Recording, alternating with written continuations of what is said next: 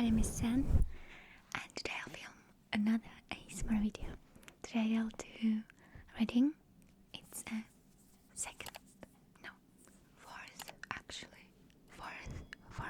1, 2, 3, 4. 1, 2, 3, 4. Part of this video. I'll be reading my book in unknown ways.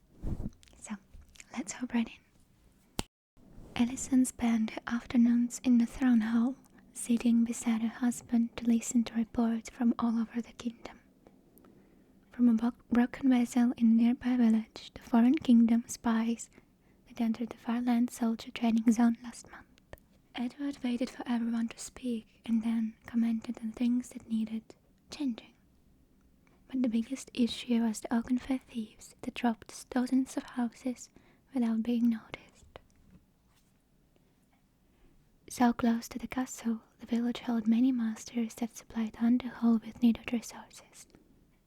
They could survive stolen fruits, but thieves didn't stop at that. Let them come to the village. Let them steal things they want to steal. But do not let them enter their places with it. Kill them on a doorstep, crush their hands or cut pinkies, so other thieves would know they failed. Edward spoke, the violence clear in his voice, bold enough to make people stand straight up. Armand stood beside him, whispering his own comments in the king's ear. Waiting for them to finish, Alison closed her eyes, but the picture of poor men caught on the edge of their homes made her shiver. They just tried to survive.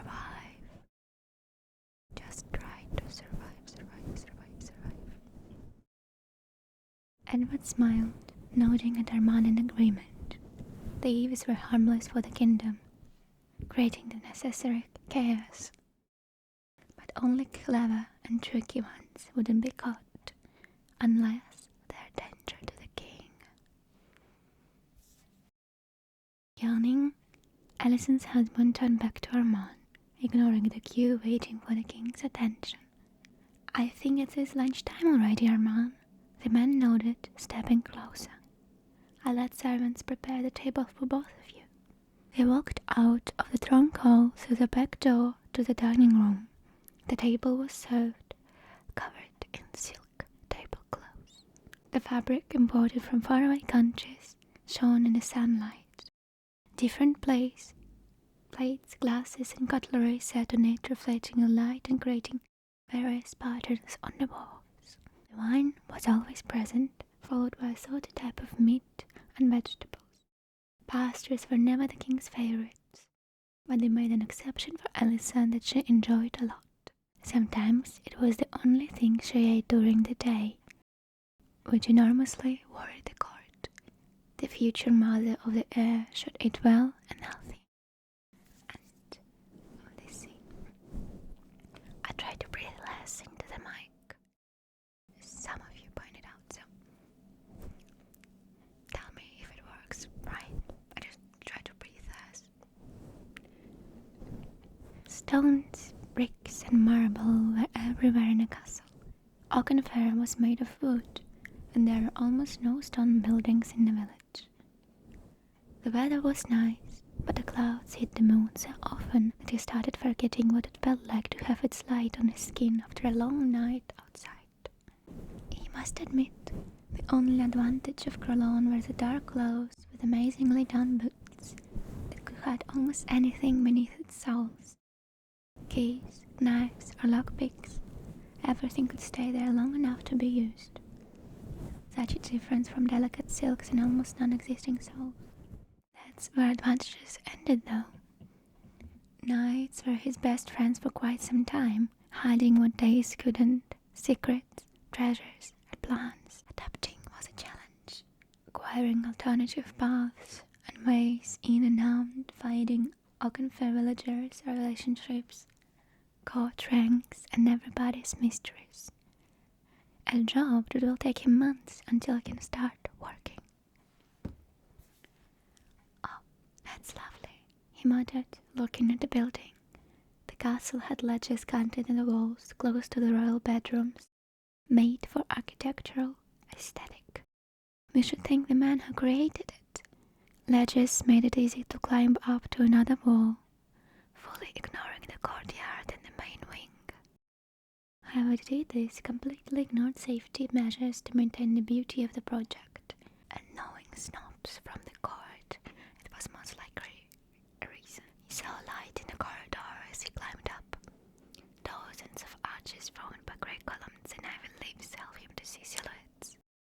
2 maids and 1 taller woman with a hood on. Of course, he knew who it was. Alison was the person he'll recognize anywhere. He moved towards the village, looking for a way back. Servants used the small entrance in the back of the castle wall to bring food and other supplies. Luckily, the archway was empty. Empty, empty, empty, empty, empty, empty, empty, empty. Everyone seemed to sleep or be somewhere else. Slipping inside, he looked around, carefully following the shadows and dark corners. The room they gave him was in a nearby tower, high above the main part, with a small ladder to the attic. It was simply furnished, but provided a wonderful view of the village and castle surroundings. Castle surroundings, castle surroundings. Didn't think you enjoy late night air? Shelley Cantrell, the head of cook, said. Didn't know you were awake late at night. Benoit shrugged, putting his hands behind the back. The woman laughed, her curls bouncing slightly at the movement. Fair, but I don't search for adventures while there are so many guards around. The man tilted his head to the right. Mostly, he didn't give them a second thought. They were slow moving and dumb, not reacting to any movements unless they were close to them. However, they were expectations everywhere. There are 2 doors on each side of the home, leading to the bedrooms. Stepping closer to the table, he sighed. His room was a few floors up. He wanted to be there as soon as possible. I must go. I have a long day tomorrow. You always have, waking up at the sunrise and falling asleep long after midnight. Shelley commented, writing something in her papers. Minot observed her. Do you spy on me? No, I'm just very perceptive. She laughed, a smile lighting up her face. But the woman looked tired. Dark curls were a little messy after a long day of work, even though the sparks around her eyes completely overshadowed it. And I sit here every night. Good night, Shelley. He nodded, stepping back. Good night, Benoit. See you in the morning. The boy nodded, assured that in the early hours he'll be too busy to notice anyone besides those he talked to. He needed to spend more time with royal people in order to make sure Alison was okay. It could be the only way to collect the code's secrets. The end of the scene. To be fair, the scenes in the first chapters were a little bit introductory, as you can see.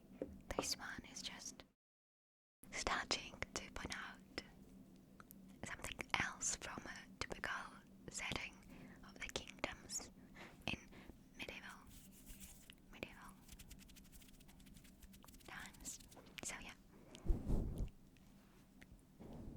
Nights were the hardest. Daytime allowed her to ignore a sudden change in her life. The sun shone on the darkest corners of the castle, filled with people, happiness, and joy, making them more accepting and free. But at night, all mask disappeared, leaving the raw faces of deeply rooted hatred and pain. The Syrian queen came to grow alone after the war, and people didn't accept her. Hiding behind closed doors, Alison let herself be alone, looking in the shadows that followed her every step. Step, step, step, step, step. They crawled and moved on the walls, giving room for more depth and volume. She wasn't scared of them, only mesmerized by their beauty and simplicity. No light could create something so beautiful without the dark. So the days went on, following the same pattern. The maids entered the room when she woke up. Benoit followed shortly after, handing her a mirror from the table. They talked a little, too busy thinking and planning, too tired to exchange sweet nothings. So she sat on a chair, looking at her own reflection, where red, swollen and drained eyes contrasted with a beautiful dress and perfect hairstyle.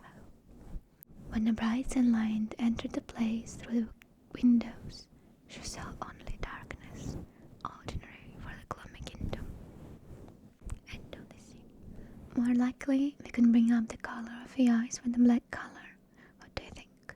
Maxime muttered, busy with needles and fabrics in his hands. Honestly, she didn't think. In front of her, the tailor laid down the textiles. The pile was organized and neat, but the only colors she could see were black and gray. Black and gray, black and gray, black and gray, black, black. Black and gray, black and gray, black and gray, black and gray. The shade of shadows and darkness matched with cold and metallic gray, captivating in its shade but intimidating in the thoughts beneath. She remembered the eyes of her husband, both terrifying and soothing, his jelly hand in hers, and endless nights spent in his room while Edward was sitting nearby, not doing anything he was supposed to. She always feared the unknown. Alison sighed, trying to smile. Let's try it and maybe mix it with bits of ivory. Oh, excellent idea. You're always a pleasure to work with, Maxime exclaimed, pinning the fabrics. Do you think I need to be measured again? She asked, looking at her thin body. The warmth was leaving her frame more and more with each day. Is it really a thing you want to ask, Your Majesty? Maxime kindly asked. I can measure you again, but nothing changed too much. Still, can you, please? She looked down, waiting for the tailor to take his measure tape. All right, but we will lose our time, he sighed, accepting the useless task. There were dresses to sew and fabrics to pick. The day was lovely in a Carolinian sense. Clouds were not as dark as they occasionally were, creating a delicate pattern in the sky. Crows were nowhere to be seen, and even trees made a beautiful noise instead of creaking. As far as I can see, everything is the same, Maxime said, hiding his tape in the pocket. Something changed in his eyes. Sorrow clouded it and made them look glassy. His gaze stopped in her hands, remembering the girl's flinch, but he took a step closer to measure everything. Thank you. Let's hope it changes soon now, Alison answered, fidgeting with her fingers. Every touch burned her, leaving the coldness behind. Every morning she woke up with her head spinning, a dizzy feeling following her around until the sun set on the horizon. It was lonely the last few days. Benoit was busy with his tasks the court gave him, and she had seen him only in the mornings, preparing for the day ahead. She waited for workshop visits, dreading anything else. Maybe it was time with Maxime that made her happy. Suddenly, she felt someone standing behind her. Turning around, she saw Benoit, who held a little bouquet of peonies. Where did you find them? She gasped, taking flowers in her hands. Little secret of mine. He winked, coming closer. Maxime smiled and took a step back, giving them time alone. I'm sure there are more. Hope you didn't ruin someone's garden. Not one that mattered anyway.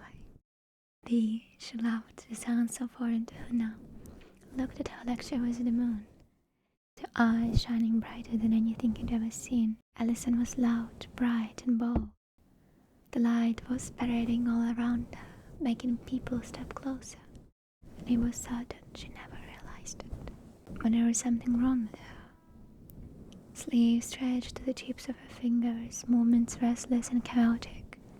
She looked cold and ill, but never talked about it or allowed him to ask. Benoit, finally, we can be blessed with your presence, Taylor joked, noticing this intense gaze. Hello to you too. What do you have here? The man nodded to the sketches and orders. trying to create a dress for the next ball. Something grand, but not too grand, if you know what I mean. Why not make the queen the grandest lady? Because the lady doesn't want to wear hundreds of layers all night, Alison commented, waiting for the tailor to finish drawing her dress. She wondered, how can someone create a flawless silhouette with only a few strokes? Making the idea clear to everyone around. It wasn't necessary to draw it in more detail. Everything seemed perfect already. A beautiful gown with silver linings, bell sleeves and long skirt made of thousands of layers. As Maxime said, grand, but not too much. How long is it to make the dress? I have a few weeks, but I can make yours first. No, it's okay. I can wait, she said, tracing lines on paper with her fingers, pencil leaving black stains on the tips. Benoit looked at her again. She felt it in her heart, but what could she tell him? That every day her body felt numb, void even. That shadows followed her around, making her fade away. Eyes not seeing anything, and her mind flying high above the castle. Somewhere far away, in a garden full of blossoms and dreams that seemed so surreal now. How can she tell someone who swore to protect her about his failure? Are you okay? He asked, touching her shoulder. She flinched, closing her eyes for the second to collect all the strength she had left. Perfect, just looking at the drawing. He sized her up and let it be for a while, at least until the privacy of her bedroom. Something was wrong, he knew. She looked like a child lost in a weekend's market, looking for someone to bring her back to the parents. But there were no kids, and there were no parents left to care for them. The bell rang, the sound traveling all around the castle, notifying about the lunchtime. Alison and Benoit excused themselves, moving to the dining room, walking down the corridors when he turned to the left door, leading to the small kitchen, leaving her to enter the arch entrance alone. Finally, Alison, we thought we'll need to ask someone to fetch you here, Edward joked, following her with his eyes. How was your day, darling? Darling, darling, darling, darling, darling, darling. She swallowed, mentally preparing herself for the conversation. The day was perfect. Went to the tailor to find the dress options for the next ball. I see. Don't make a corset with too many strings. Both know they're impossible to untie. He looked up, waiting for her to appreciate the joke. Alison smiled, sitting down in a chair. The metal of the fork burned her fingers. Burned her fingers. Made the anger rise within, an impulse she allowed herself to follow. Was he in a good mood? What happened today? Hang the thief by his tongue, or burn down their homes?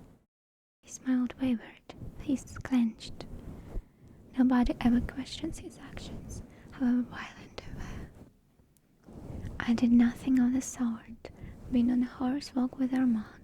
Found the perfect place for a walk this evening, after lunch. Did not hear about our walk. Is it a spontaneous decision? She knew well that it was the choice for him to be said after the words, harsh and disrespectful. Does it matter? I'll meet you in the backyard in half an hour. I didn't eat. She noticed, very relieved that she didn't need to do so. Don't worry, you will. Edward motioned to servants, ordering them to help her get in the bedroom. Clouds darkened, making the light in the room disappear. Maids ran to the candles, trying to light them up. The king sighed, picking at a piece of meat off his plate. His wife seemed to grow her teeth at the time of the marriage. You can solve the problem quickly enough. A little talk with two. End of the scene. End of the scene. End of the scene. End of the scene. End of the scene. End of the scene. End of the scene. End of the scene. End of the scene. End of the scene. Benoit watched the interaction through the small door, half expecting to see a romantic conversation between the married couple. But all he could see were icy walls around Alison's heart, guarding her against her husband. He wanted to come closer, to stop her from leaving, but he couldn't. He felt like servants are not meant to be seen as people. Shadows of men and women hiding in the small rooms and exiting through the tiny doors. They created life in a castle, but their souls were left unnoticed. Maybe that was why they allowed him into Allison's chambers and bathroom. He was a man that never perceived as a potential threat to her innocence.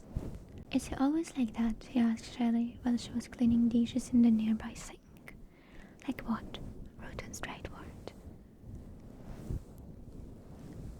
Rude and straightforward. Straightforward. With Allison, I know he's rude, but with her, there's something different. Shelley looked at him, letting her eyebrows rise. He is her husband, so it is completely normal for them to do whatever they want to do. It's their castle after all. There's something I couldn't quite handle, wrong even, he voiced the thoughts to her. Perhaps they wanted to spend time alone in the garden. Maybe they wait for the month to end to know if she is with child. Shelley shook her arms off water, rolling the sleeves up. And he could feel she was faking ignorance. His Majesty always wanted to bequeath the kingdom to someone he trusted.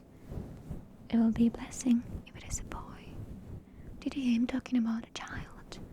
Cooks are always here, listening to entertain themselves. Secrets spilled, conversations left hanging in the air. Everything does not go unnoticed. You just remember interesting details and leave everything else for them to swallow. And that Benoit smiled. Maids and servants would help her with some mysteries.